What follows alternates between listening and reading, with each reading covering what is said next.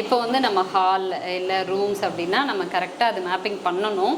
இப்போ உங்களுக்காக நம்ம அந்த மேப்பிங்லாம் பண்ணலைங்க. அதுவாக டிடெக்ட் பண்ணி இங்கே பக்கத்தில் என்னென்ன டஸ்ட்டெல்லாம் இருக்கோ நீட்டாக வந்து ஸ்வீப் பண்ணி மாப்பிங்கும் சேர்ந்து பண்ணும் அப்படின்னு சொல்லியிருக்காங்க.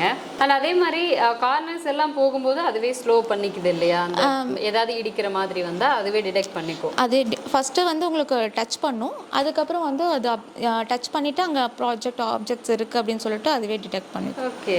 அப்புறம் இந்த மாடலை பொறுத்த வரைக்கும் ஃபஸ்ட்டு உங்களுக்கு வந்து எட்ஜ் கிளீனிங் தான் பண்ணும். எல்லா எட்ஜஸும் பண்ணிவிட்டு அதுக்கப்புறம் ஜிக்ஸாக்காக பண்ண ஆரம்பிக்கும் உங்களுக்கு. ஓ, அழகாக ஸ்வீப் பண்ணி மாப் பண்ணுச்சுங்க. ஏன்னா நான் அந்த ப்ரஷஸ் எல்லாம் பார்க்கும்போது ஃபஸ்ட்டு என்ன குட்டி குட்டி ப்ரஷஸாக இருக்குது, நம்ம இவ்வளோ பெரிய ப்ரூம் ஸ்டிக் எடுத்து க்ளீன் பண்ணால் கூட க்ளீன் பண்ண முடியல, இது எப்படி க்ளீன் பண்ணும் அப்படின்னு நினச்சேன். பட் வேறு லெவலுங்க. மாப்பிங் பண்ணது இல்லையா, அந்த கிளாத்து பாருங்கள் எவ்வளோ அழுக்காயிருக்கு அப்படின்னு.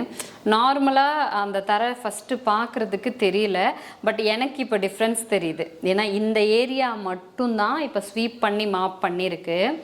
அப்படி க்ளோஸ்அப்பில் காட்டினீங்கன்னா தெரியும். இதுக்கு பக்கத்துலேயே இருக்கிற இந்த ஏரியா இங்கெல்லாம் வந்து மாப் பண்ணலை. அப்படியே டிஃப்ரென்ஸ் பார்த்தீங்கன்னா டோட்டலாக சேஞ்சுங்க. அவ்வளோ நீட்டாக க்ளீன் பண்ணியிருக்கு.